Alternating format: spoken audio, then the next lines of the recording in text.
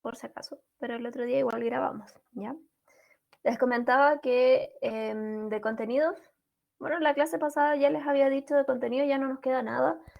Sin embargo, igual incluimos esto del léxico contextual para que no quede así como en el aire. Sin embargo, aquí hay hartas cosas que yo ya les he comentado, pero aquí está como ya más formalizado en este Power. Después de este Power vamos a trabajar con una guía y ahí quedaríamos ya listas, ¿de acuerdo? Yo pensé que no iba a llegar ninguna de ustedes. Dije, uy, ¿qué voy a hacer en este rato que voy a tener libre? Luego de mucho tiempo iba a tener un ratito libre. Y no fue. Ya, en fin. Les muestro esto. Obviamente usted sabe que aquí se desconfiguran mis diapositivas, eran más bonitas y aquí se desarmó. Pero vamos a trabajar con el léxico contextual, ¿ya? Respecto del léxico contextual, antes de todo, les voy a contar cuál es el objetivo y obviamente aquí vamos a analizar las estrategias para trabajar el léxico contextual y así poder comprender mejor el texto y con ello el contexto de este texto que es determinante para poder trabajar con el léxico, ¿ya? Y puse este monito de mí ahí, finally, porque realmente esto es lo último de contenido y ya nos queda solamente ejercitar. Entonces, respecto del léxico contextual, como ustedes bien saben, son preguntas acerca de una palabra, pero en relación al contexto. Entonces, básicamente aquí yo no debería marcar sinónimos, salvo contadas excepciones, porque en realidad el significado de la palabra no está dado por cuánto yo conozco el significado, sino cómo está funcionando la palabra en ese texto en particular, ¿ya?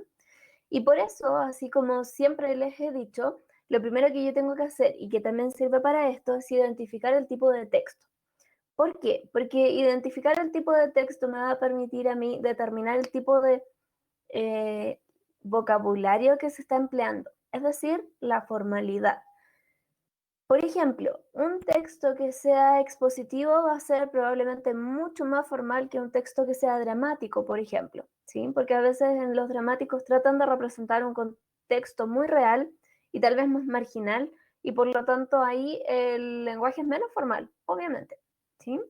Entonces es importante determinar el tipo de texto y junto con el tipo de texto, el tipo de lenguaje que se está empleando. ¿Cómo es que se está comunicando el emisor? Es decir, ¿es el formal, es más metafórico, es tal vez más abstracto en las ideas que trata de representar?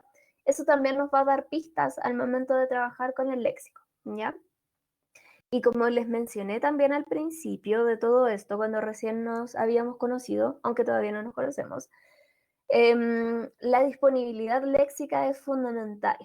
¿Se acuerda que la disponibilidad léxica significaba la cantidad de palabras que yo conozco, que están en mi mente desde el principio y que obviamente a lo largo de este año yo pude haber ido perfeccionando y todavía me queda tiempo para hacerlo?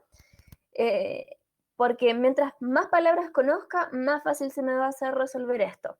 ¿Sí? Muy difícil sería para mí resolver un ejercicio si, por ejemplo, la palabra que me están preguntando no la conozco y tres de las opciones que están ahí tampoco las conozco, nunca las había escuchado.